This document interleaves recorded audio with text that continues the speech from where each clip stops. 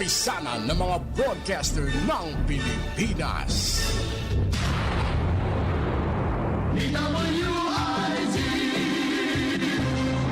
Of our options, not just in the Philippines, but in Southeast Asia as well. That's why, to be honest, sir, in the satellite industry, Philippines is becoming a laughing stock already.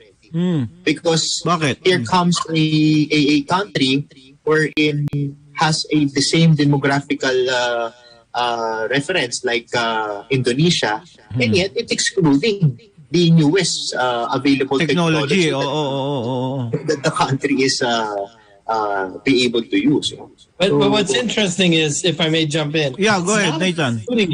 It's only excluding it for certain projects because it's implementing Ka band across a multitude of projects, including just a few days ago an announcement today by DICT on a project with the United Nations Development Program. So it's excluding Ka band on some projects, yet championing it for other projects. And seeing it's a basic same service, it doesn't really seem to match up very well. I'm seeing a big amount of reason to favor a company that is not that efficient. I'm not particularly saying what company it is, but based on what you're saying, Nathan and Calvin, it will really be a disadvantage to the people and to our country if we'll be getting a not modern facilities. It's going to cost us more. It's going to take longer to implement. There's a lot of reasons why. So we want to open it up to all the players in the market, especially the latest ones, and be able to offer those services in a competitive environment. Right? So the more players there are in the market that can deliver similar services, great.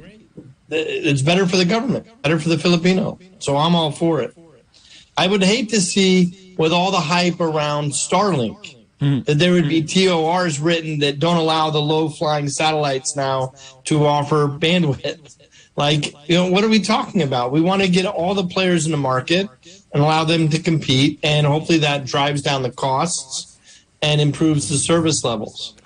So, what would it take for the agency, for the ICT or for the NTC to go back to the original TOR, which accept wider band that is being offered by Pacific? Well, basically, all they have to do is just to review it, review the terms of reference, and consider the previous engagements that this technology has brought into their public service offering. Because it's not just the ICT. Just like what Sir Nathan has stated a while ago, we are also serving other service or other government agencies in the country, right? And to be honest, it's really funny to see that, again, they are excluding the technology for this particular large amount of transaction, and yet they are championing the technology to be highlighted as one of their deployments and developments in championing the digital inclusivity in our country. So, in the end of the day, sir, all we want to do or all we want to have is to have proper accountability, everything that they are stating to the public. We're not saying that you only choose Pacific or you only choose Ka-band. What we're saying is that you open the market to all other players, because the more players that there is, the better for the Filipino, because they have several options. And then again, of course, as a rule of competition, prices will be much better for the public's consumption. Yeah, listen, I think it's also important to recognize that, and I've learned a lot about this recently, as you know, Sir Raul, I've been at Customs for the last 2.5 years. And the only reason I got involved in the VSATs was because we were trying to connect the X-ray machines to the command center at the central office. And there's many ports in the country that don't have fiber that can do that, right? So we had to look at alternatives, and VSAT became the alternative. So it's starting to be down this road. And I've learned a tremendous amount about it. And there has been a lot of progress with connectivity in our country. I know from a Department of Education report that came out in January of this year that they've connected nearly 50,000 schools from 2016 to 2020. That's a remarkable achievement. I'm assuming many of those are fiber, or maybe they're even using hotspots in some of those schools. But at least the Department of Education has been on that path to connect more and more schools. I think they deserve a lot of credit for that. I also think that players in the market who've entered our market, who intend on delivering services, Pacific is an ADB-funded company with its mission statement to help fulfill all those regional goals for Southeast Asia. They also have a teleport. So the way satellites work is your VSAT, your little small terminal, communicates with the big terminal in the satellite in the sky. That satellite comes down and connects to what's called a teleport or a ground station. Pacific has now 2 teleports in the country connected by fiber. So if there's an issue with weather at one of those teleports, they simply use or switch to another. Yeah, exactly. So there's redundancy. It's built. So I mean, some of the opposition to this has been really quite interesting to me. What the basis is for that, and we are making progress. I mean, the administration, the Duterte administration, has made wonderful progress. But we want to keep it going. There's still any school that's not connected to the internet in the Philippines should be addressed as a serious issue. Well, I'm just happy that you guys have came to me and is saying all this information. At least the people will be aware of what should be done and what would be their option if the DICT will be allowing more players, more companies to come in, and the public will have a good option to choose which satellite or which company that can give them best service for their connection. And just to give you an information, para lang po sa kalaman ninyo, Mr. Nathan Kinsella is an advisor and consultant with the Bureau of Customs. He's the one who set up a major project within the Bureau of Customs. Kung manonotice po ninyo, I'm sorry Nathan, I'm speaking in Tagalog, kung mahalata ho ninyo, nagkaroon ng modernization project ang Bureau of Customs. And Nathan was the prime mover to connect one agency or one port of Bureau of Customs to another, and a systematic and a synchronized operation from one port, one customs port directly to the Central Command Center. Maaring nagtatanong ho kayo kung sino itong Amerikano na ito na nagsasalita at sinasabi yung katotohanan. Siya po tumutulong sa ating pamahalaan at involved po siya sa gantong technology. Kung kaya't alam po niya yung sinasabi niya. Alam naman natin na ang problema ng ating bansa ay yung internet connection. Ito na yung solusyon. Diba? They have the best technology. I'm not saying na piliin nyo yung kanilang company. But what I'm saying is, diba, they offer a better option. They offer the best technology. Why not? At ang pinagtataka ko lang, baka mamaya, mayroon naghahabol na basta magamit itong proyekto na to, tayo naman pong mga Pilipino ang mahihirapan. Well, going back to you, Nathan, I'm sure you want to make progress with this report. Can you share with our listeners and our watchers what effect does the technology have brought to your project with the Bureau of Customs? Listen, thank you for asking, because nothing makes me more happy than to talk about the progress that the Bureau of Customs has made under this administration. I'm part of the Multi-Sector Governing Council, which is just a volunteer group that was asked by the Commissioner and the Institute of Solidarity in Asia to come in and to help provide some consulting and some recommendations to help the Bureau of Customs in its objectives. And so we went through what's called the governance score PGS system, and this system was part of the transformation of the Bureau of Customs. And what technology does, and we're now the third most automated Bureau of Customs in Southeast Asia. So we're only behind Singapore and Thailand in our region. I think 86% of our processes have been automated. And what this does, it helps improve revenue collection,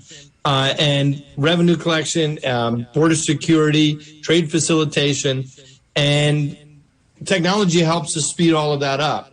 The results speak for themselves. In the last 2 years, the Bureau of Customs has exceeded their targets each year. This year, the Bureau of Customs is well on its path to having the highest revenue collections in the history of the Bureau of Customs. We've exceeded our target in May by over 50 billion pesos. That's an extra 50 billion pesos, hopefully, that the government can use to connect all of these schools all over the country. And, you know, it's amazing. It's been an amazing experience for me. It's one of my experiences here in the country to be part of this. I truly believe in the Filipino, and I truly believe that the Filipino deserves world-class institutions. And the Bureau of Customs, as the second highest revenue-generating agency in this country, deserves to be a world-class organization. And I can confidently tell, Raul, you and your listeners, that the Bureau of Customs is begun a lengthy transformation process, and we will have a world-class customs organization in the Philippines, and we deserve it. The Filipino deserves it, and I'm really glad the last 2.5 years I was able to be part of that. It was a privilege. It was an honor for me. I can't speak enough about General Guerrero at Customs. I think he's a remarkable leader. I'm very, very grateful that General Guerrero took both the AFP through this PGS process and the Bureau of Customs. And we need to strengthen our institutions, and I'm grateful for leaders like General Guerrero that have really made that effort to do so. So it's been a real privilege and honor for me to watch it. Calvin, on your part, can you share with us what was your contribution for the are you also a member of the Council of Customs? Currently, no, sir. We are helping the Bureau of Customs in conducting POCs and different technology approaches on how they will be able to interconnect their ports using VSAT technology, sir. So, VSAT na rin, satellite na rin ang gamit ng Customs. Kaya real-time. They're also real-time in their transaction, right? And eventually we'll be able to build an AI database of all of these scans. Really? And then we'll be able to remove human even intervention, because the computers will pick up anomalies in the shipments, and it'll be automated. And that's part of what modern customs organizations have, and that's the direction that the Bureau of Customs is headed. Wow, AI technology. Oh, good. With AI technology, you're saying, Nathan and Calvin, that corruption will be minimized or totally eradicated within the agency? We hope so. We hope that the fewer human interventions, obviously, that begins to take out areas where corrupt practices can be. It will improve it.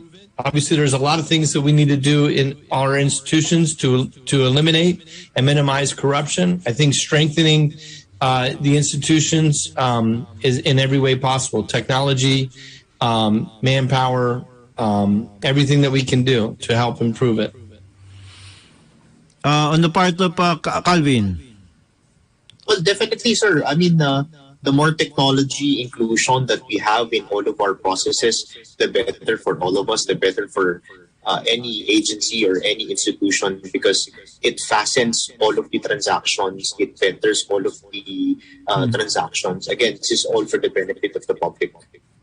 How about BIR? Calvin, is your company interested also to help BIR? It's one also of the agencies being notorious for being corrupt by the former president. I mean, President Duterte and the incoming president. Well, yes, sir. We're very interested to support all of the agencies of our government in means of providing them connectivities to those areas that doesn't have any connectivity at all. As we all know, all of these agencies would always have their regional offices, their sub offices located in the farthest regions of our country. And if we want to better the connectivity, or we want to better the public service that we're bringing in, not just to the Filipinos in Metro Manila, but to the Filipinos of our countryside, we need to connect them. And we need to connect them utilizing some of the best available technologies that there is in the market. If a local government unit or a barangay unit or a government agency or a private company would be interested to get your services or to get your technology, what do they need to do? Well, basically, they just have to inform us. They may contact us at our email address, at info@stellarsat.com.ph. So basically, they could provide all of the inquiries there. We are publicly available. We're present in all of the major regions in our country. Again, our satellite service is not just for a particular region. It is within the whole of the Philippines, including, sabi ko nga po sir, including our EEZs, our economic exclusive economic zones. Because basically, one of our primary services is to connect maritime connectivity.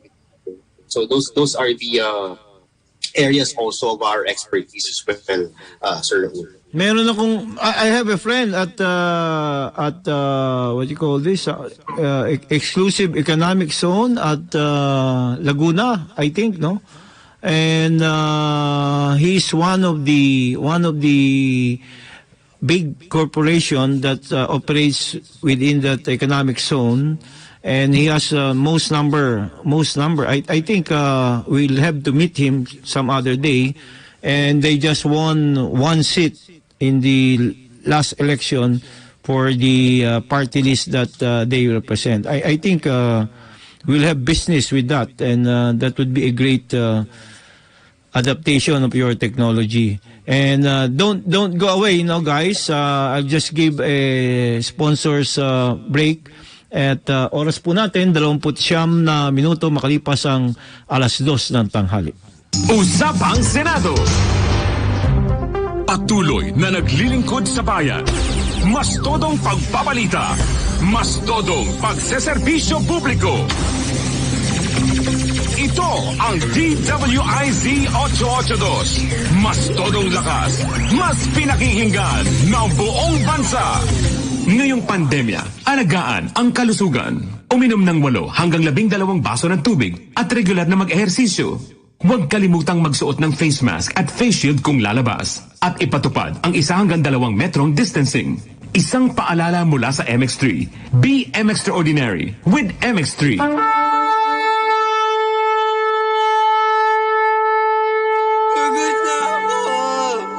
Gusto mo bang ipanganak muli?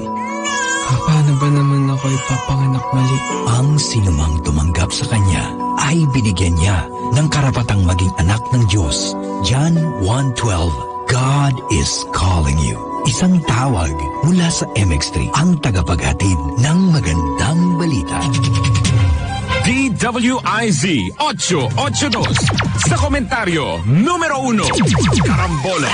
Sa pool, si Jarius Bondo. Teka, 4:30 na. At laban para sa karapatan.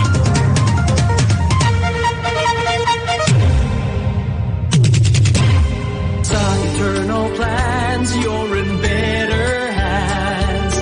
Peace of mind, security, ang alay sa iyo. Mag-eternal plans ka na. Sa panahong hindi inaasahan tulad nitong pandemya, maging handa. Mag-Eternal Plans ka na. For inquiries, email us at marketing@eternalplans.net.ph. Makisali sa mainit na talakayan sa Karambola. Live na napapanood ang Karambola via DWIZ 882 Facebook page.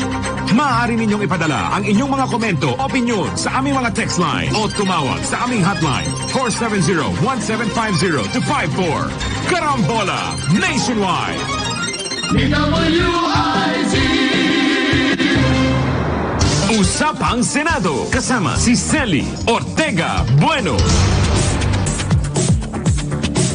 Balik po tayo sa Usapang Senado at pagpaumanhin niyo po at pansamantala po tayong halili kay partner Celi Ortega Bueno. Tinatalakay po natin ang issue dito sa internet connection na pinapatupad sa ating bansa. At nasa kabilang linya nga po natin ang CEO ng KCPIC na si Sir Calvin Palpan at ang ating kaibigan na member ng Customs Advisory Council na si Nathan Kinsella. Nathan, welcome back. Yes, sir. And going back to Calvin, yung inyong technology right now, if you are saying na you have the best satellite technology that will be planning to use artificial intelligence o yung tinatawag na AI, not only for an agency but also for other facilities or other companies. Ano naman, ang tanong naman sigurado ng ating mga kababayan, magkano naman ang kanilang babayaran para makapag-avail nitong inyong satellite technology na mas mabilis, sabi mo na sinasabi ninyo, at mas mura?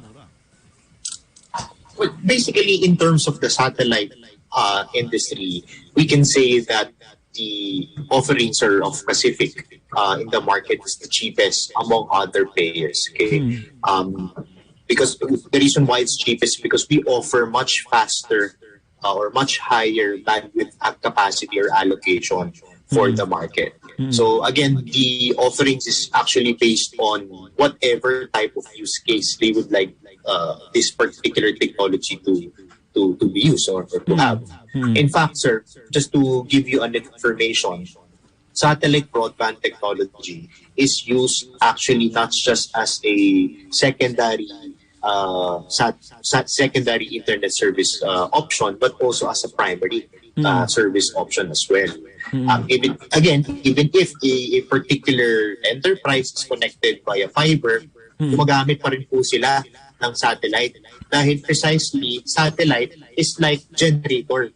Kumbaga sir, ang ano natin, ang mga enterprises natin like banks or major facilities, kapag lahat din ay nakakonect sa main power line, di ba, meron silang generator pa din na naka-standby, so in case of any major power interruption, meron pa rin silang connectivity that could come in. Meron din ng satellite. Kaya kalimitan, ginagamit ko ito ng mga major facilities as a secondary facility or secondary internet connectivity. It's because fiber cuts are very prone. Minsan, kaya tayo nawawalan ng internet, hindi dahil walang internet, kung hindi nagkaroon ng problema dun sa fiber optics. Sa linya, no? Oo. Sa ating mga linya, kaya nakakonect sa ating mga bahay or enterprise. And that is probably one of the very reasons why the Bureau of Customs, through its modernization program, did already project of utilizing satellite service as part of their redundancy measures in ensuring that the service that is being brought up to the public will be continuously provided on a 24/7 service. And all other facilities will serve. Ganyan din ang kanyang perception when it comes to this satellite broadband service utilization. Nathan, you help Bureau of Customs to improve their services, improve their target collection. Do you have any plans of helping the Commission on Election, COMELEC, which is a scheduled election, barangay election by December, at least to improve their internet connection and their services for the electorate?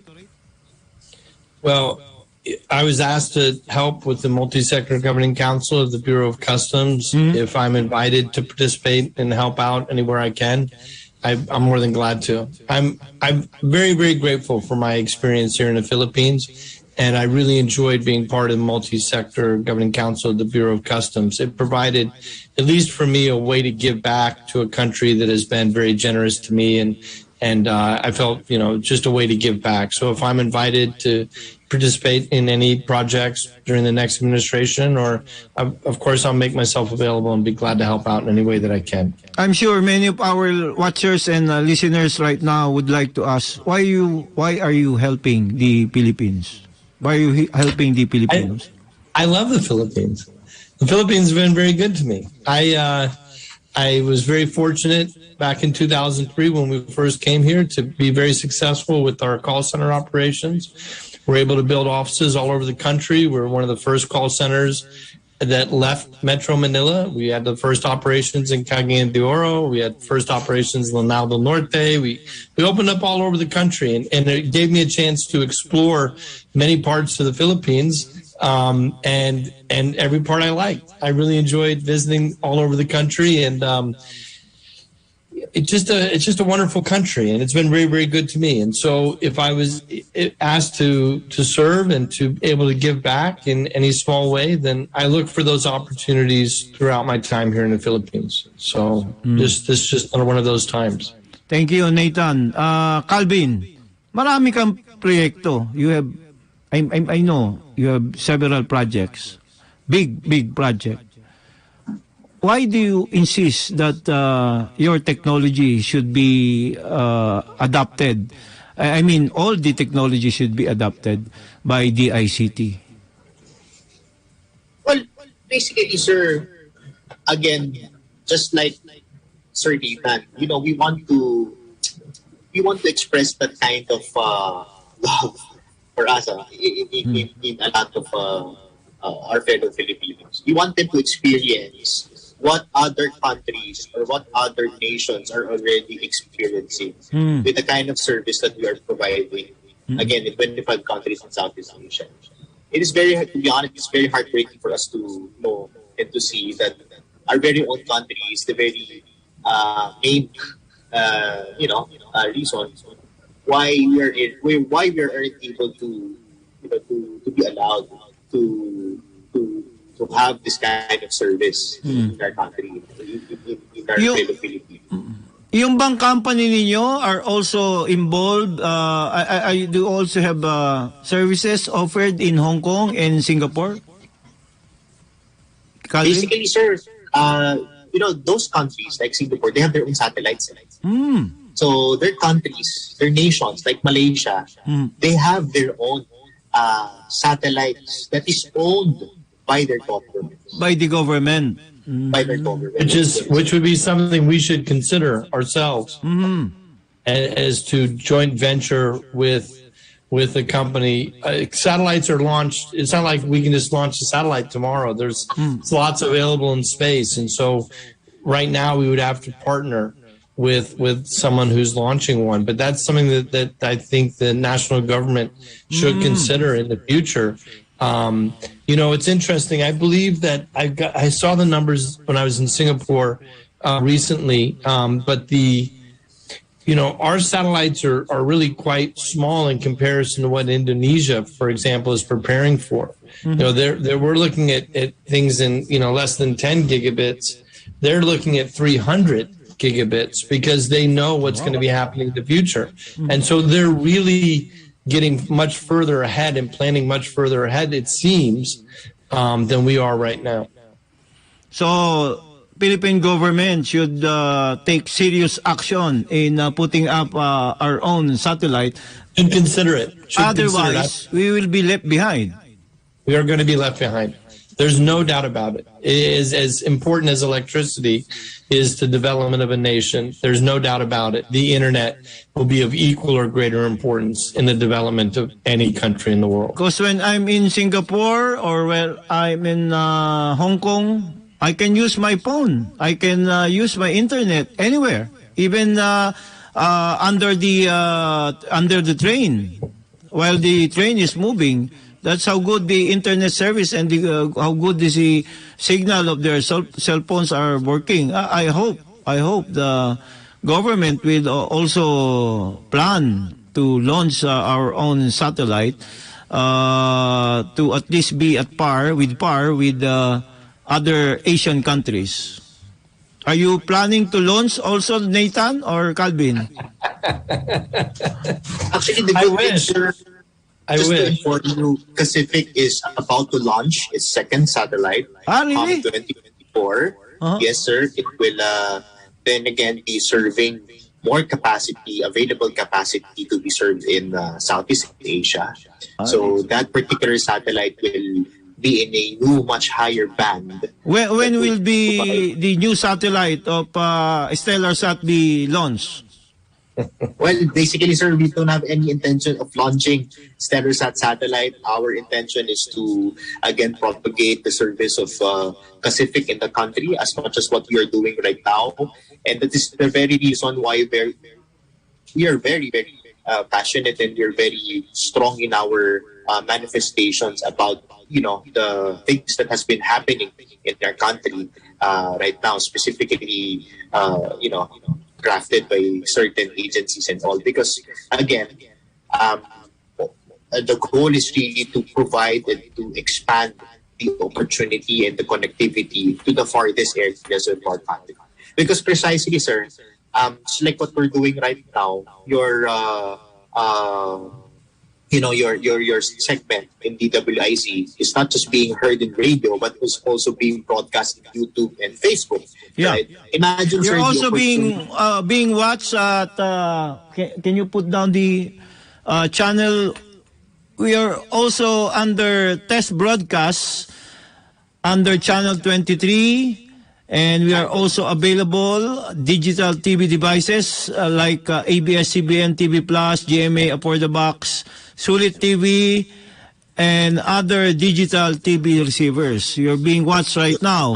And with Facebook and with our radio station, you're being watched and being heard by the Filipino people and are aware right now of what you have just mentioned about the current technology being used not only in Southeast Asia, but most countries around the world. Nathan, any few words for our listeners and our watchers? I strongly believe in the Philippines, and I believe that we deserve the Filipinos world class. And we need our institutions and our services to match that as well. We're a developing nation. We need to invite all players into the market to be able to help us achieve our potential as a country. Calvin, on your part? Well, again, sir, thank you very much. Maraming salamat po sa inyo, Sir Raul, sa pagbibigay ng opportunity sa amin na mapahayag sa bawat Pilipino ang oportunidad na merong para sa kanila. And again, we are very supportive with the national government's initiative of providing connectivity in all areas of our country. We will support all throughout the present and the incoming administration in all of their endeavors in making and ensuring that the country is bridging already the digital divide. So again, thank you very much, sir. And we hope to have a more connected Philippines. Thank you for enlightening the Filipinos of your technology, Calvin and Nathan. Thank you very much. You're very much welcome, Sir Raul. Thank you, sir. Nathan. Good day. Thank you. Bye-bye. Thank you, Nathan and Calvin. Oras po natin 45 minuto makalipas ang 2:00 ng hapon. Usapang Senado. Gusto mo bang maging isang reporter? O di kaya isang newscaster? Marunong ka bang magsulat ng balita? Handa ka na bang makita sa social media? Kung nasa iyo ang mga katangiang ito, baka ikaw na ang hinahanap namin. Submit your resume and voice demo to dwiz.management@gmail.com. O ano, kita-kits sa himpilang may todong lakas. DWIZ 882. Karambola nationwide na! Napapakinggan na sa iba't ibang bahagi ng bansa ang programang siksik sa matalino at makabuluhang talakayan sa 89.5 Home Radio Tacloban, 89.3 DWIZ Dagupan, 94.3 DWIZ Palawan, 106.7 Home Radio Cebu, 98.7 Home Radio News FM Davao, 92.3 Home Radio Legazpi, 93.5 Home Radio Cagayan de Oro, 98.3 Home Radio General Santos, 89.5 Home Radio Iloilo, at sa 95.1 Home Radio Naga. Pakinggan ang Karambola kasama ang mga host ng programa na sina Conrad Banal, Jonathan De La Cruz, and Attorney Trixie Cruz Angeles. Karambola, nationwide na! DWIZ Manila, DWIZ Palawan, DWIZ Dagupan. DWIZ can now be heard anytime and anywhere. Just download the DWIZ app on Apple Store and Google Play Store. Get updated with the latest news in and out of the metro and participate in the discussion.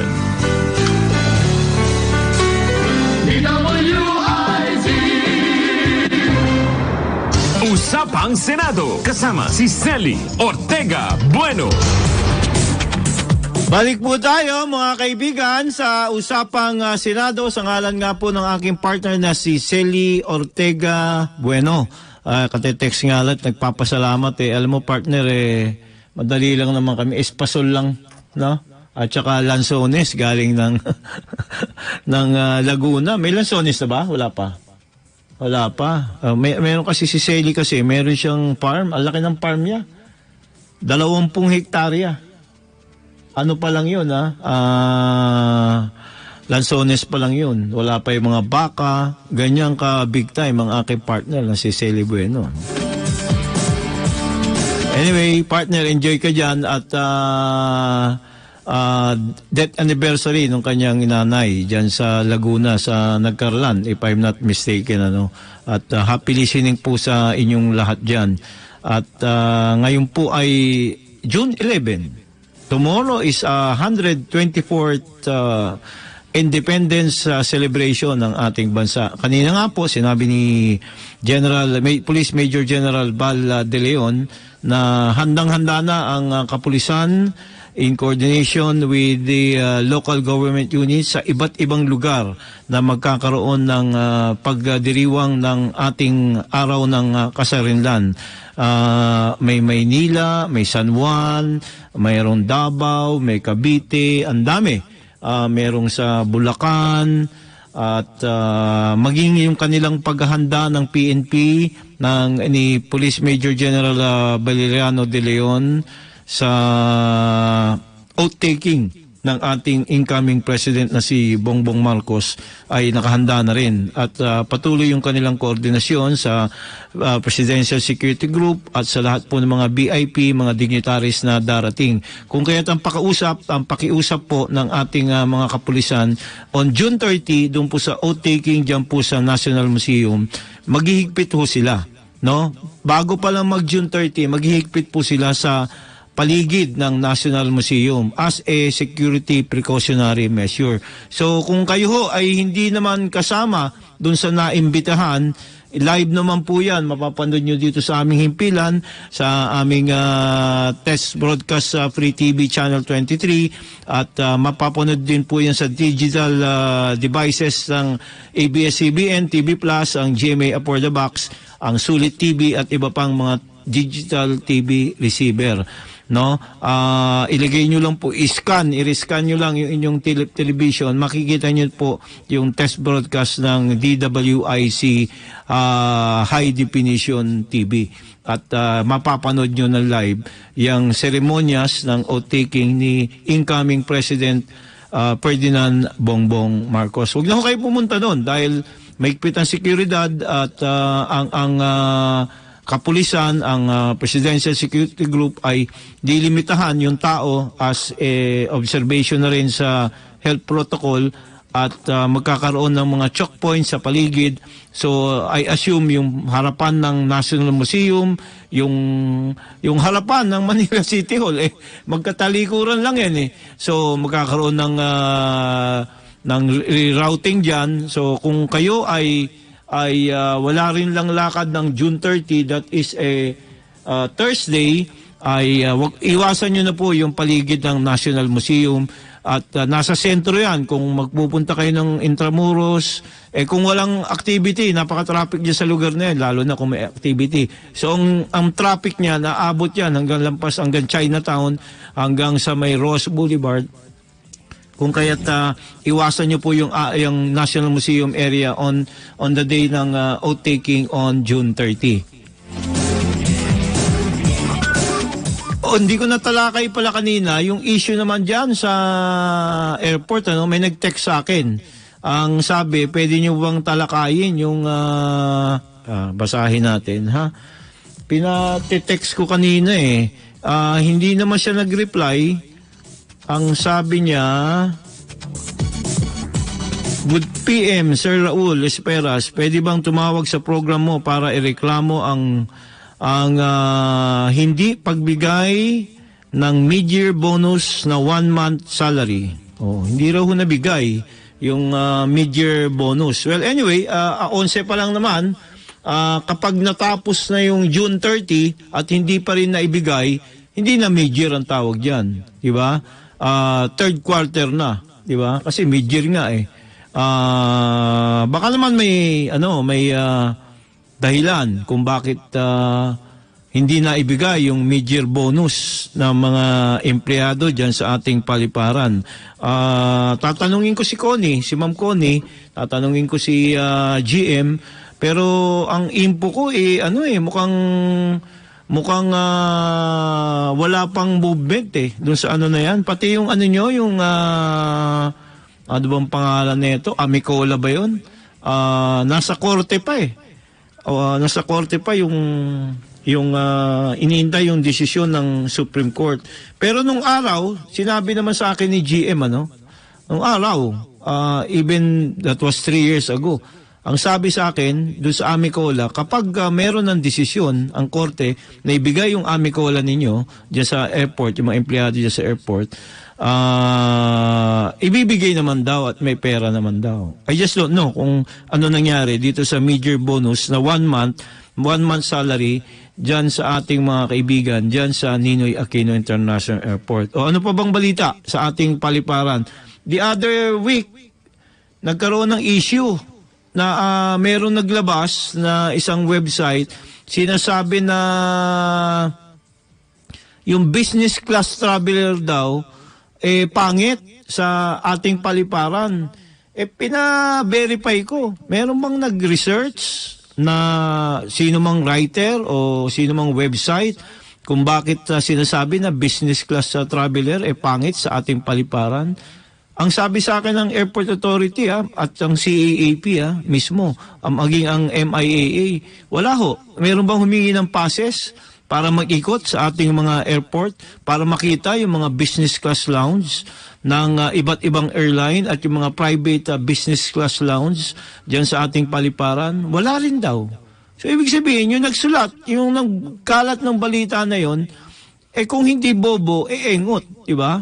Paano ka magsusulat na hindi ka pala nagpunta sa airport para malaman na meron hong pasilidad ang mga business class passengers na ino-offer ng airline, no? Na ino-offer ng Airport Authority. Meron ho silang mga private concession dyan sa Terminal 3 na pwede nyong bayaran maski na hindi kayo business class traveler o business class passenger o first class passenger. Pwede nyo bayaran, like for example sa Terminal 3, merong isang establishment doon na pwede kayong magbayad para mag-avail yung business class facilities nila. Dahil alam nyo, kung kayo ho business class traveler, meron ho kayong mga pwedeng puntahan sa mga bawat paliparan sa buong mundo kung ano man yung airline na inyong sasakyan. Halimbawa, Cathay Pacific o kung ano man, Philippine Airlines. May mga lounge po yan. Ang Singapore Airlines, ang Emirates Airlines o ano pa mang airline. Karamihan yan, kung major hub yung inyong lalapagan o aalisan, meron pong mga business class lounge yan. At malayo ho ang diferensya ng binabayad ng business class passengers o first class passenger sa binabayad ng economy.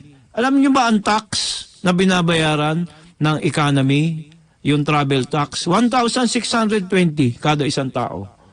Kung kayo ay business class o first class passengers, 3,000 ang babayaran ninyo. Oho, 3,000 plus. So, kung business class traveler kayo, the usual na binibigay na pattern sa buong mundo, meron pong business class lounge yan o first class lounge na nag-o-offer ng pagkain, ng drinks. Yung ang lounge sa airport, no, nakita ko sa Terminal 3, meron silang tulugan kung gusto mo mag-overnight. Meron silang family room. Meron silang airport lounge. At kung gusto mo mag-shower, meron silang shower room. Diba? So, pero yung mga na yun, hindi ho katulad ng amenities ng mga hotel yun na malalaki, na full hotel service. Yun ho, tinatawag na transfer lounge. No? Kung kayo ay business class lounge, merong lounge na merong stretch area kung tawagin nila. Halimbawa, may problema ka sa likod, pwede kang humiga ng konti ron, o meron silang mga tinatawag na yung upuan na may massage. Ano bang tawag doon? Pwede kang magganon, diba? Or gusto mo lang ng tahimik na lugar, pwede mo isara yung area para makatulog ka while waiting for your flight. Sa Hong Kong nga at saka sa Singapore, yung hotel nila, katabi lang ng airport mismo.